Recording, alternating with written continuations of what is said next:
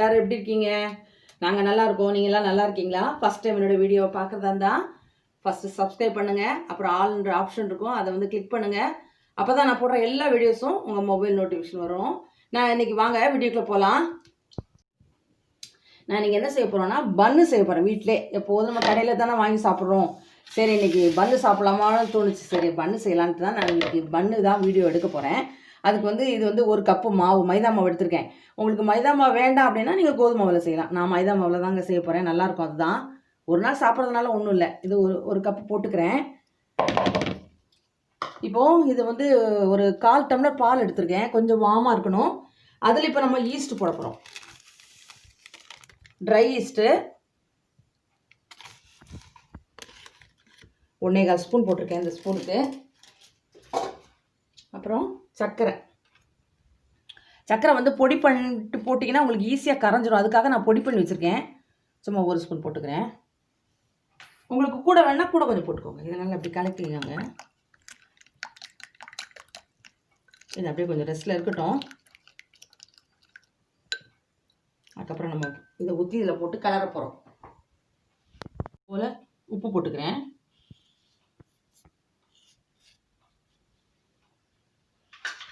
இது நல்லா கலந்துக்கலாம். இப்போ நம்ம கலக்கி வச்சோம்ல ஈஸ்ட்டு போட்டு ஆக்டிவிட்டி ஆச்சு பாருங்கள். இப்போ இதை போடலாம்.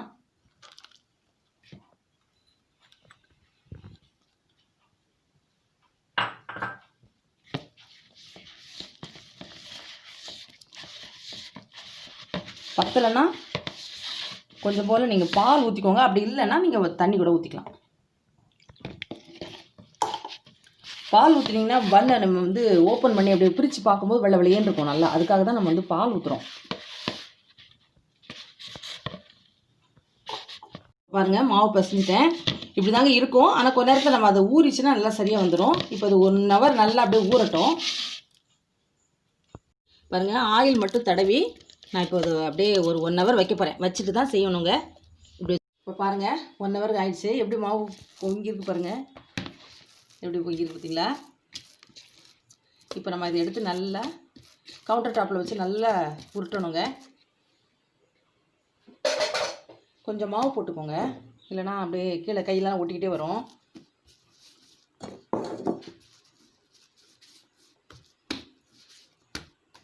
இவ்வளோ சாஃப்டாக இருக்குது பாருங்க. நம்ம 1 கப் மாவு தான் போட்டோம்.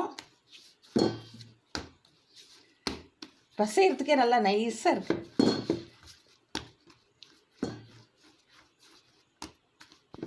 இப்போ மாவு நல்லா பாருங்க இப்படி பண்ணுங்கள். இப்படி பண்ணி இப்படி மடக்கி விடணுங்க. விட்டு நல்லா இப்படி ரவுண்ட் பண்ணிவிட்டு திரும்ப கொஞ்சம் மாவு போட்டு நல்லா இப்படி ரவுண்ட் பண்ணிக்கோங்க. அப்படி நல்லா நீள வாக்கில் பண்ணிக்கோங்க. இப்படி இப்போ நம்ம இதை கட் பண்ணிக்க போகிறோம். நமக்கு வேண்டிய சைஸை கட் பண்ணிக்கலாம்.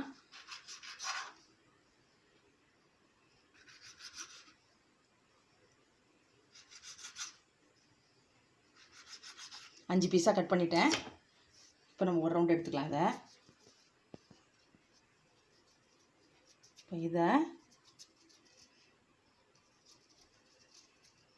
இப்போ இப்போ அதே மாதிரி மடக்கி இது இப்படி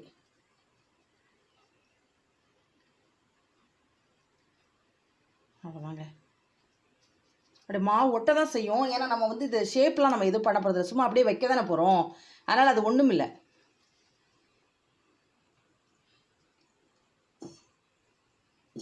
ஒட்டிச்சுன்னா கொஞ்சம் கையில் மாவு தடவிக்கோங்க. அப்படி இல்லைன்னா கொஞ்சம் எண்ணெய் தடவிக்கோங்க. அவ்வளோதான். இல்லை பட்டர் கூட தடவிக்கலாம். எது உங்களுக்கு வசதியோ அது. இந்த ஒரு தட்டில் வைக்கலாம்.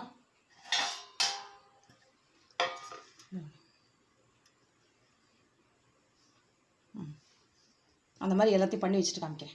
இப்போ பாருங்கள் அந்த 5 உருண்டையை நாங்கள் உருட்டி வச்சுட்டேன். கீழே வந்து கொஞ்சம் பட்டர் தடவிட்டு வைங்க, இல்லைன்னா திரும்ப ஒட்டிக்கும். இப்போ இந்த இட்லி தட்டில் தான் நம்ம வைக்க போகிறோம். இங்கே நான் வந்து கடாய் வந்து ஒரு ஸ்டாண்டு போட்டு ஹீட் பண்ணி வச்சுருக்கேன். நல்லா ஹீட் ஆகிட்டுருக்கு. இப்போ இட்லி தட்டில் கொஞ்சம் ஆயில் தடவிருக்கேன். இப்போ இது ஒரு 5 நிமிஷம் இருக்கட்டும். இது திரும்ப எக்ஸ்டெண்ட் ஆகும். அதனால் அது வரைக்கும் வெயிட் பண்ணுவோம். இப்போ 10 நிமிஷம் ஆயிடுச்சு. இப்போ இந்த பன்னை எடுத்து நம்ம வந்து இதில் வைக்க போகிறோம்.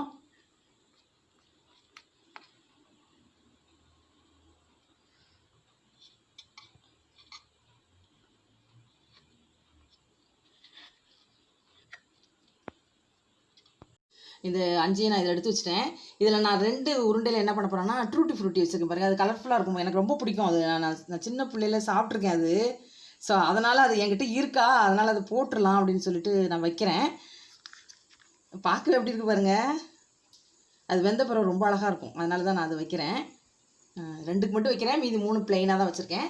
இப்போ நம்ம வந்து ஹீட் ஆகிட்டு இருக்குல்ல பேனு, அதில் நம்ம இதை தூக்கி வைக்க போகிறோம். வச்சுட்டேன். இப்போ மேலே ஒரு மூடி போட்டு மூடிடலாம். கொஞ்சம் வேகட்டும்.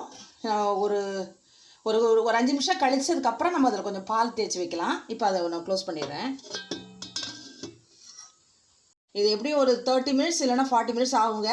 நம்ம ஒரு 20 மினிட்ஸ் ஆனோடனே பார்ப்போம், மேலே எப்படி இருக்குன்னு பார்ப்போம். பார்த்துட்டு அதுக்கப்புறம் நம்ம திரும்ப வைக்கணுன்னா வச்சுக்கலாம். நம்ம பார்த்துட்டு வச்சுக்கலாம், ஒன்றும் மைக்ரோவன் கிடையாதுல்ல, நம்ம திறந்து பார்க்குற மாதிரி தானே, அதனால் அது மாதிரி பார்த்துக்கலாம்.